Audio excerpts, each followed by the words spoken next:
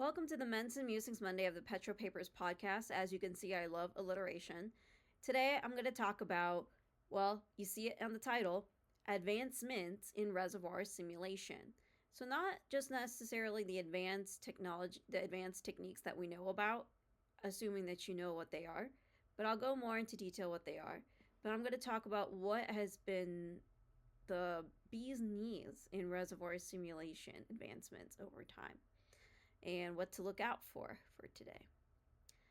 Please be sure to check out more links in the description box in YouTube and Apple Podcasts for further research. The intent of these monologues is to give a high level summary of a particular topic of interest that you may have, and then that would inspire you to do more research in those particular topics. So today it's going to be on advancements on reservoir simulation. Now, I wrote some speaking notes on here, which I'm going to flip to, and I'm just going to talk more about those. The first one that I thought about, or the significance of these advancements that I was thinking about, is that we think about reservoir simulation as something pretty static, where it takes forever to develop a model, and it takes a lot to QC the model, to history match, and to get the model right. And then you wonder, how is this helpful in concurrent with fast decision making, especially in onshore operations in the Permian? Well, now there is a push for reservoir simulation to be a real-time decision engine for upstream operations, and especially in CCUS projects. So one of the things I do want to highlight of the things that we've done right in advancements in reservoir simulation is that we've seen a leap from static black hole models to dynamic hybrid workflows, and we're integrating physics and we're integrating machine learning. So this actually shapes or reshapes how engineers evaluate risk, how we plan developments, and then how we respond to changing reservoir conditions. The next few things I want to talk about are several advancements, technological advancements in reservoir simulation. First, we probably know about with the complements to black oil reservoir modeling is compositional and thermal modeling. The main concept here is that we're, for black oil, lumping all the components into just a single stream of oil, and then you have gas and water. This is tracking individual fluid components for accurate miscibility and phase behavior predictions. This is going to be really helpful for CO2 flooding, for EOR, for other EOR, nitrogen floods, for volatile oil systems, for heavy oil projects, especially thermal modeling. And then you have improved EOS, equation of state tuning, with high resolution and PVT data, and that's more reliable for recovery forecasts.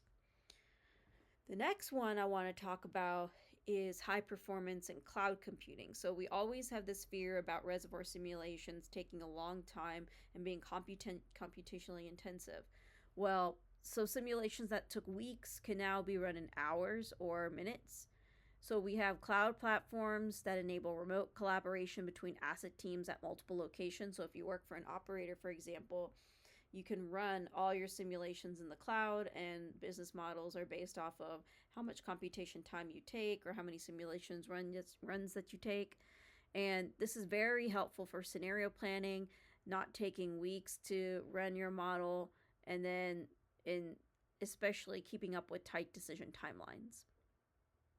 So that's everything that I wanted to talk about in terms of high performance and cloud computing.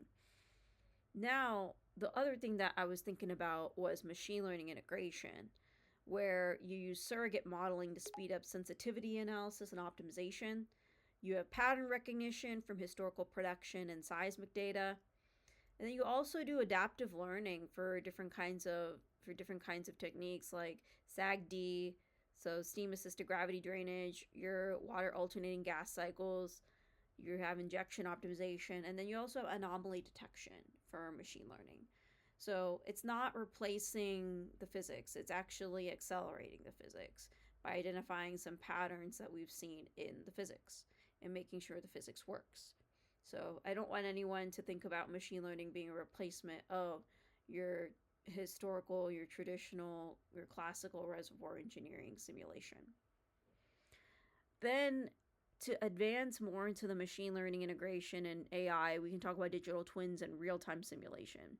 So you can link SCADA data to reservoir models, and then you can make continually updated forecasts. So that is allowing proactive field management. That's predicting issues before they impact production. So you can create a digital twin and connect it to your SCADA data.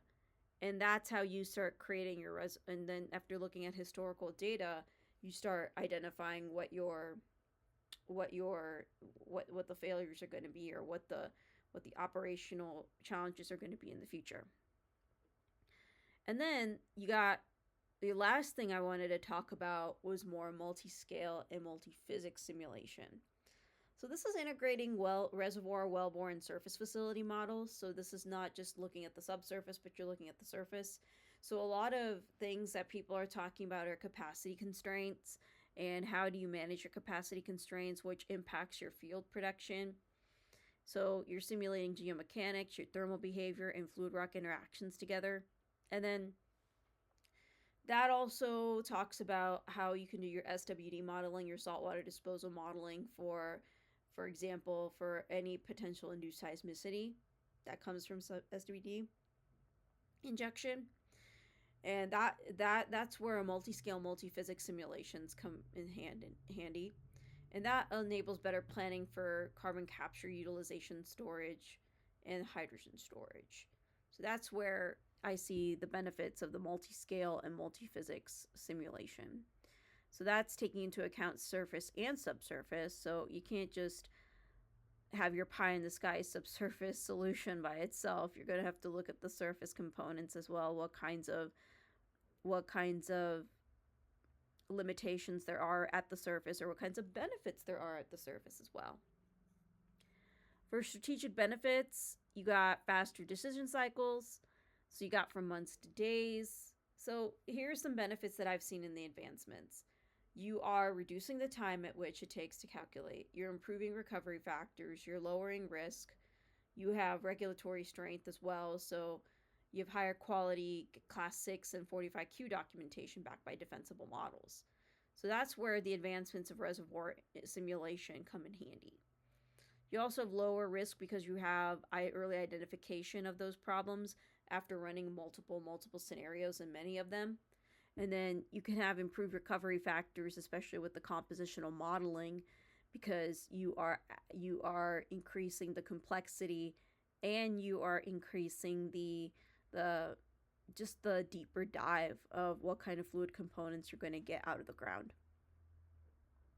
Some of the challenges that I've noticed when it comes to advancements in reservoir engineering have been, you need a strong multidisciplinary collaboration. And a lot of people like to think that reservoir simulation engineers operate on silos, when that hasn't been the case. We need that strong multidisciplinary collaboration.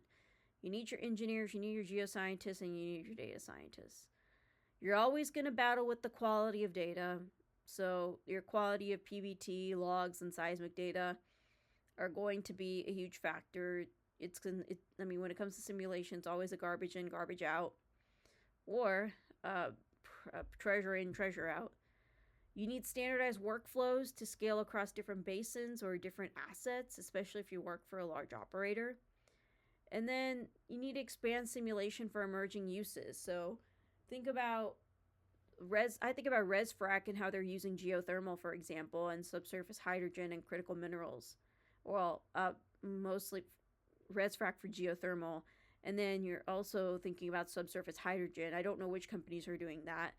And then I don't know for minerals extraction from brines. I don't know which companies are doing that. But if you do know that, please comment below on YouTube, and especially in the Apple Podcasts. So if you don't remember anything from this monologue, the one thing I want you to remember is that simulation has moved from being static forecasting to adaptive and strategic and more of an intelligent system. So this is the way, this is an example of integrating real time data. This is the way of integrating AI. And this is just one of those answers to the questions that those who will use AI will replace your job. AI alone won't replace your job. But it's also, and there's also just a wider scope in the usage of reservoir simulation now. It's not just about what is being produced out of the ground, but how else it can be stored, especially when it comes to CCUS and CCS projects. So, with that being said, I really hope that you got something out of these Mensan Musings Monday, and you got some takeaways from this as far as what are the advancements in reservoir simulation goes. As usual, please be sure to like, subscribe, follow the Petro Papers podcast, and follow the Mensan Musings Monday every week. This is Yogeshi Pradhan. I go by Yoshi Pradhan, and I'm signing off.